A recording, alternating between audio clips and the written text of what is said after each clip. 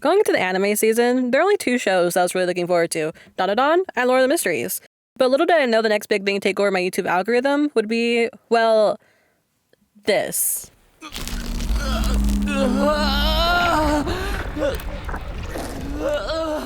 Hi, I'm Anna, and today I'm going to talk about The Summer Hikaru Died does right in terms of horror. These, just like my other videos, are part of my desperate attempts to justify these shows living rent-free in my mind. Anime spoilers will be up ahead. I also asked the fellow manga readers to refrain from spoiling in the comments. It's luckily never been an issue before, but I like to make sure to keep it that way. Going into this show, I had no idea what it was about, let alone that it's around queer characters. And while I can sit here and make this video about whether or not it's queer, doomed yaoi, or BL, I'd like to talk about, well, the show itself. I know, crazy. Plus, there are far better videos about that topic already. Also, if you think Yoshiki's straight, stop lying to yourself.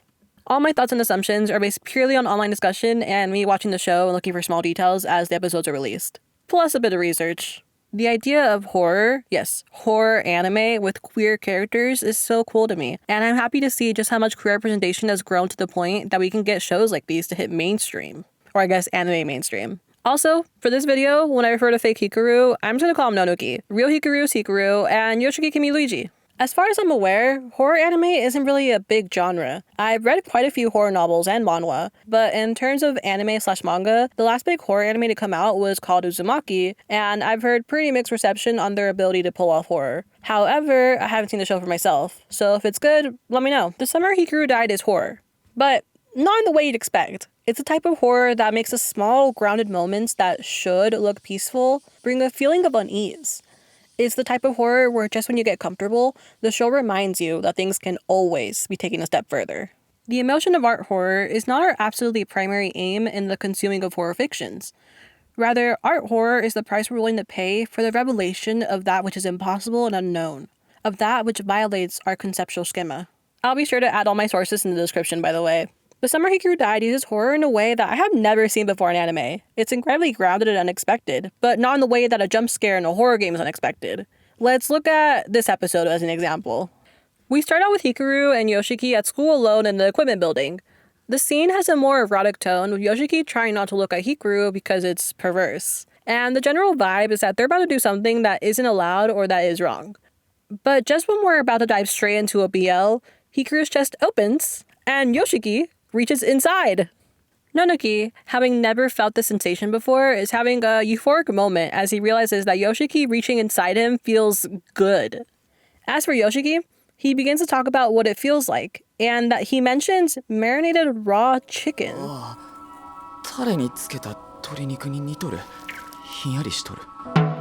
The sudden change in media and the image of raw chicken on the plate is disturbing. It's too realistic. It's no longer an experience that only Yoshiki can describe. We, as the viewer, no longer need to imagine it. We know what it feels like. The sudden shift in media and the harsh cold lighting on the raw chicken makes it seem unappealing. But just when we think this is the extent of the scene, something even worse happens.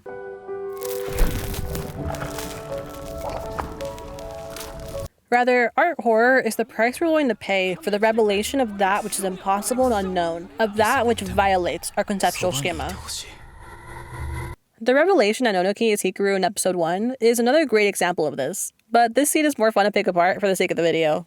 The visuals can go from the usual urban legend type of imagery to things that I've personally never seen before in media, or at least your typical live-action horror. The closest I'd say is Sweet Home, a live-action adaptation of a manhwa that I also read as it was coming out. This man knows horror. But like I said earlier, in terms of Japan though, we don't really have much going on in that aspect. While the show has never really had much of a gotcha moment for me, it does feel like things are slowly escalating. While writing this, I just finished episode 8, which I believe has the most disturbing imagery yet. While other shows have certainly done this type of window scene, what made the moment stand out wasn't that, oh, it's just in Yoshiki's head, it's that everyone else is freaking out, followed by Nonoki saying, he's a human, which confirms that what we are seeing isn't something that can just be scared off, or that's just some sort of illusion. There's actually a crazy person outside the classroom with a knife trying to get Yoshiki's attention. Up until this point, we kept seeing these beings mess with people on a psychological level, only being seen by specific people. So the switch up to, no, this isn't an illusion, it's an actual threat, was great. It also goes without saying that these episodes have had a really good camera direction, lighting, and have gone the extra effort to pull off the horror vibe that some highly rated horror movies have.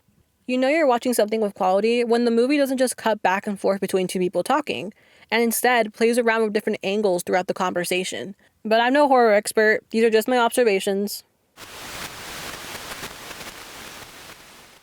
Nonoki is a strange creature, with capabilities that don't have any specific parameters so far. While the anime is really good, I want to share the original panel for this episode, when Hikaru lost control. This panel shows so much. It's almost like a black hole, inexplicable objects and shapes that come out of Hikaru's body. Nonoki is seen with a cold glare looking at Yoshiki, and it leads us to believe that Yoshiki might be in danger. There is simply just so much going on with Yoshiki as a character, and his current situation that makes it into a horror for him personally, from various avenues. But more on that later.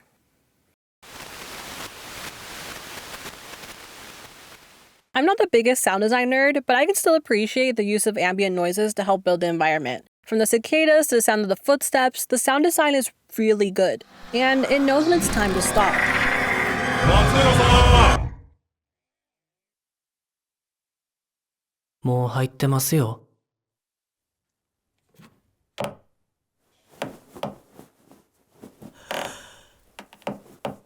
Episode 7 is a great example of how sound can be used to heighten a scene. The choir song that they've been rehearsing, which feels like every single episode, gave us a great montage that helped build up the climax of episode 7. Back in episode 1, we see Nonoki struggling to sing, which makes this come full circle as he's now proficient at the song and actually seems to enjoy it. You hear his voice singing by himself as Yoshiki then reaches into his bag, grabs a knife, the animation changes, and the entire episode of build-up leads us to this moment in which anything can happen. It's a point of no return for these characters.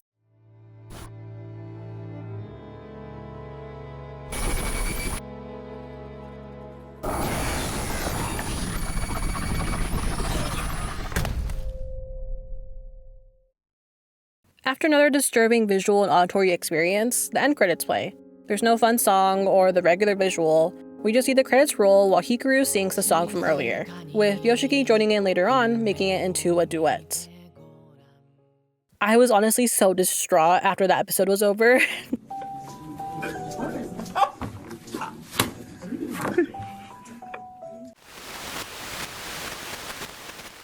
The Summer Hikaru Died is the story of a closeted teenage boy living in a small town, where everyone knows each other and the people are quick to judge. It's been brought up several times how the topic of being queer can impact Yoshiki's life and that of those around him. The tale of wanting to leave for the big city has been told in all sorts of media throughout the years. And for good reason. Sometimes leaving is the right choice or a necessary part of your journey. What I'm trying to get at is that it's easy to feel like there are more eyes on you and less room to breathe in a smaller town. You have expectations and people who have nothing else to do but gossip and watch your every move. Yoshiki isn't just scared of monsters. He's scared of people realizing he isn't quote-unquote normal. I think the most telling sequence of this was back in this episode when Yoshiki was avoiding Nonoki. Nonoki then freaks out and starts leaking. He starts doing whatever this is. Yoshiki is scared because, yeah, who wouldn't? And he starts telling himself that it doesn't feel good. It's bad. It can't feel anything but bad. Until he ends up admitting to nobody but himself that it actually doesn't feel bad. It feels good. And while I initially assumed Yoshiki is just into some freaky stuff, further discussion indicated that this scene is very important because it showcases Yoshiki's reluctance to admit that he's attracted to men. He's telling himself that it's bad because the environment around him has been saying that. But to him, it hasn't been this evil experience. He didn't burst into flames upon making contact with Nonoki. Episode 4, Hikaru asks Yoshiki if he's heard the rumor about the oldest son of the Yasaburo household, Yusuke Yasaburo. According to the rumor, he is quote-unquote diseased. That's when Yoshiki chimes in, clarifying that he ain't diseased, he's a homosexual. This serves as a baseline for us to understand what the situation is like for queer people in Yoshiki's town. They get labeled as sick, and even if people try to keep things private, word still spreads across town.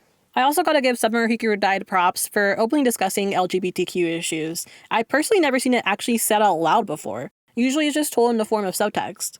The final nail in the coffin was his conversation with Kuribayashi. Yoshiki, realizing that he's gotten himself into quite the pickle, ends up telling Kuribayashi about his dilemma with the spirit that is currently attaching himself to him. Kuribayashi then mentions that she figured this would be about a girl. Yoshiki looks nervous throughout this interaction, both due to the gravity of the situation, but also because of his fear of being exposed.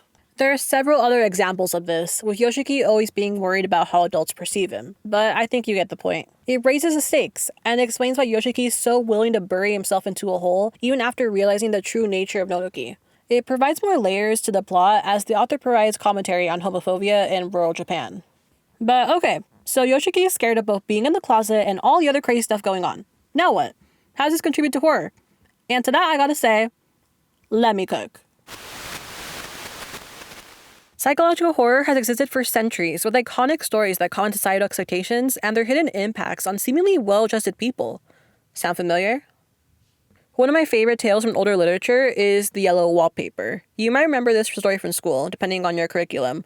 But I want to talk about the person who wrote this American classic, Charlotte Perkins Gilman. Don't worry, this will make sense later, I promise. Just hear me out for a minute. Born in 1860, Charlotte got to attend school where she had a romantic relationship with Martha Luther for about 4 years. Martha eventually broke up with Charlotte to marry a man. Devastated, a few years later, Charlotte did the same thing and had a child. She spiraled further into depression, and a few weeks after giving birth, she was sent home and told by her doctor to, and I quote, "Live as domestic a life as possible, have your child with you all the time, lie down an hour after each meal, have but 2 hours intellectual life a day, and never touch a pen, brush, or pencil as long as you live." This, of course, didn't help. Charlotte spiraled even more, with thoughts of committing, and eventually it was decided that it would be better to divorce so she could recover without further impacting her husband and daughter's lives. She went to Rhode Island, away from her husband, and slowly began to recover from her postpartum depression. Surrounding herself with other women, Charlotte became involved in advocacy for women's rights and diminishing the separation between classes. Some of you can probably see where this is going. In 1980, she wrote The Yellow Wallpaper, closely resembling her own experiences. The story goes like this. A young woman is confined to her room by her husband in order to protect her mental health. As she spends more and more time stuck in this room, she notices everything about it, including an atrocious yellow wallpaper that she despises. At first, it's just that, yellow wallpaper. But eventually it turns into an obsession, as the young woman starts to think it's literally alive and filled with other trapped women. She starts seeing things, and she starts assuming that her husband is conspiring against her. She begins to think that the rest of the world is conspiring against her, and she knows that if she tells anyone about what she's currently thinking of this wallpaper, that she'll get sent away, and bad things will happen. The longer she spends in that room, trying to follow the advised treatment she was given, the more she spirals, losing all sense of what is real and snaps, eventually ripping all the wallpaper off the walls after locking herself in the room and throwing away the key. The story is meant to symbolize the oppression of women and the effects of these quote-unquote cures for mental illness. While on the surface it seemed like it's about these women trapped in the walls, in reality our protagonist was going crazy trying to follow the advice and expectations placed upon her.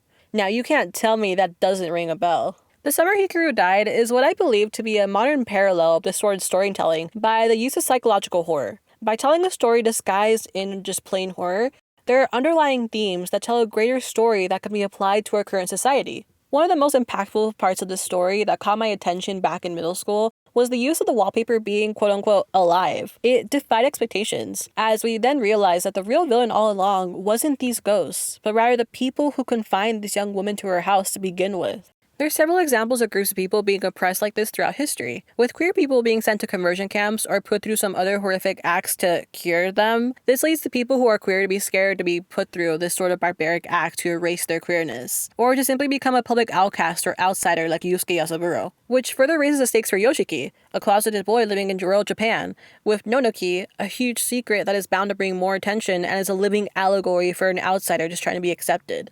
Nonoki's dialogue during episode 7 highlights this very well. He discusses how at first he assumed he could just pretend to be Hikaru and that would be enough.